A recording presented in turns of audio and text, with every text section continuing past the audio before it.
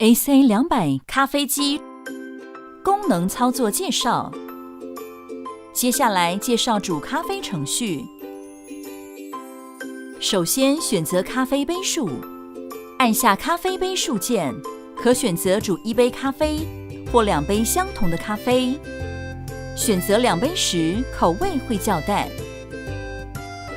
研磨咖啡，将咖啡过滤器放在咖啡研磨出口下方，按下咖啡研磨键，开始研磨咖啡豆。若要提前停止研磨，再按一下咖啡研磨键即可。选择咖啡容量，意式浓缩咖啡有3种不同容量可以选择，按下选择容量键，可调整小、中、大。煮咖啡，放置咖啡杯到咖啡过滤下方出水口，按下煮咖啡开关键，即开始提供咖啡到设定流量为止。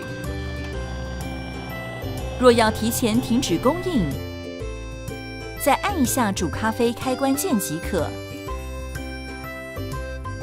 使用热水，杯子放置蒸汽热水出水口，逆时针方向旋转旋钮控制钮，热水就会出来。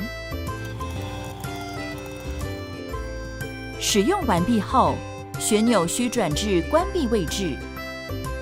使用蒸汽，杯子放置蒸汽热水出水口，顺时针方向旋转旋钮，蒸汽就会出来。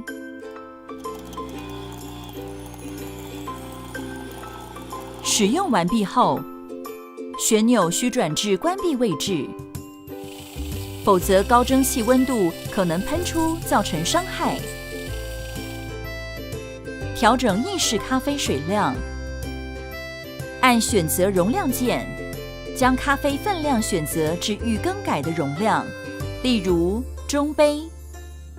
接着连续按2次煮咖啡开关键不放，至预设定的咖啡分量时，放开按键。显示器上会出现记忆咖啡水量，表示是否要记忆。按住选择容量键约3秒，显示器上中杯字样闪烁，直到出现哔声，中杯字样停止闪烁，记忆咖啡水量字样消失，表示设定完成。